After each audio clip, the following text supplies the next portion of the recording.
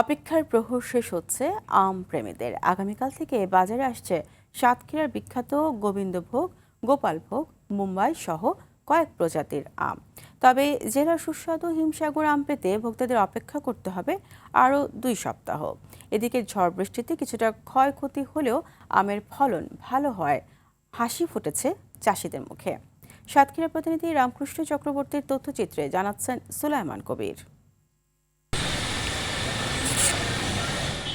দেশের দক্ষিণ পশ্চিমাঞ্চলের জেলা সাতক্ষীরার মাটি বরাবরই উর্বর আম চাষের জন্য। আবার আবহাওয়াজনিত কারণে দেশের মধ্যে সর্বপ্রথম বাজারজাত হয় সাতক্ষীরার আম। তবে পরিপক্ক হওয়ার আগেই কিছু অসাধু ব্যবসায়ী কেমিক্যাল দিয়ে আম পাকিয়ে বাজারজাত করায় প্রকৃত স্বাদ থেকে বঞ্চিত হন ভোক্তারা। অবশেষে আগামীকাল মঙ্গলবার থেকে বাজারে আসছে জেলার গোবিন্দভোগ, গোপালভোগ, বোম্বাই সহ বেশ কয়েকটি জাতের আম। অন্যদিকে আগামী 15 মে থেকে হিমসাগর, 27 মে ল্যাংড়া এবং 5 জুন বাজারজাত শুরু হবে আম্রপলি আমের। কুয়াশার প্রাদুর্ভাব কম থাকায় এবার ফলন হয়েছে ভালো। এতে প্রত্যাশিত লাভের স্বপ্ন দেখছেন বাগান মালিকরা।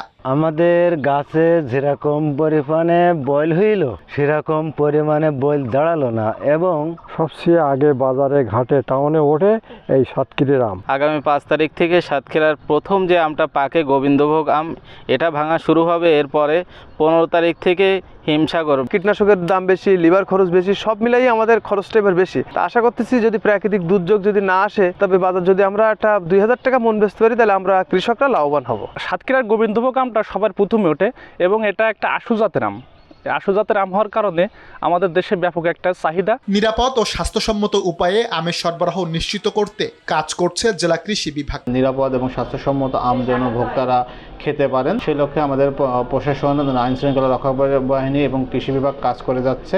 আমাদের যে সাতক্ষীরা যে ব্র্যান্ডিং আম হিমসাগর, যেটা প্রতি বছর দেশের চাহিদা মিটিয়ে বিদেশে রপ্তানি হয়ে থাকে। চলতি মৌসুমে জেলায় প্রায় 4170 হেক্টর জমিতে আম চাষ হয়েছে, যেখানে উৎপাদনের লক্ষ্যমাত্রা ধরা হয়েছে 70,000 মেট্রিক টন।